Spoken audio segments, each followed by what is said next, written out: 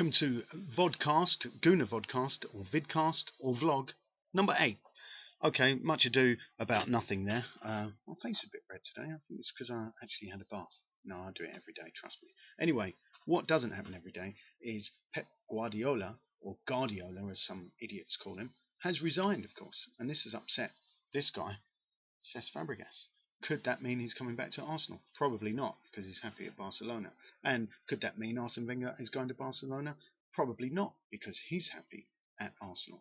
I heard him say that very self, so that's not going to happen. But could we get Pep Guardiola at the Emirates Stadium? That's a distinct possibility. Maybe not immediately, but it could happen. He's been dubbed Arsene Wenger with trophies. He's done very well over his 4 years, of course, but had to suffer disappointment going out against Chelsea in that Champions League semi-final. Obviously, that has implications for us, because if we don't finish third and finish fourth instead in the league, that could mean we miss out on Champions League football if indeed Chelsea manage to win the trophy, and they've got a very good chance, you have to say, against Bayern Munich. So anyway, it looks at the moment that that he's going to take a year sabbatical, and then after that perhaps he'll decide upon his future, by which time, of course, Arsene Wenger may be ready to move on. Or perhaps the two could work in conjunction with one another, because Arsene Wenger seems to be a big admirer of Pep Guardiola. He said, I would have loved him to stay. When asked if he would consider moving to Barcelona to take his place, he said, I'm happy here. That was before a successor was named anyway. And at that point, Arsene Wenger was 8-1, third favourite with Sky Bet to make that move and become Barcelona manager. So yeah, I would say it's possible that Pep Guardiola comes to Arsenal to give his pep talks. He's a master of tippy-tappy football. We know all about that. And Chelsea obviously are asking him to name his price. They are very interested in taking him on, which is bizarre given that they've just beaten them in that Champions League. But they were very lucky, rode their luck, and I don't know how many times Barca hit the post or the woodwork over the two legs. I'd say at least 4 times. And obviously they missed a penalty. That hit the crossbar, the Messi penalty. Could have been very, very different. And Guardiola, of course, has got this football philosophy that matches our philosophy under Arsene Wenger. As Arsene Wenger put it, it's more than about winning.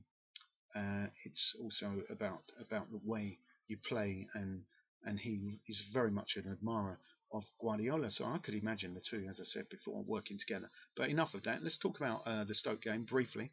Team news: Yossi Benayoun is back, of course. He missed out against Chelsea because he couldn't play against his parent club. Theo Walcott, interestingly, won't be fit for this game, but there is the chance that he will be fit for the 2 remaining games after the Stoke match. And the other team news is Diaby is suffering from a virus, so could miss out. Rosicky is recovering from a virus, could be included. Of course, we saw him play a kind of, not cameo role, but he had to be withdrawn in the last game, even though he was arguably our best player, because he's not fully recovered from that virus just yet. And meanwhile, of course, looking at the Stoke news, the name that jumps out is Jermaine Pennant.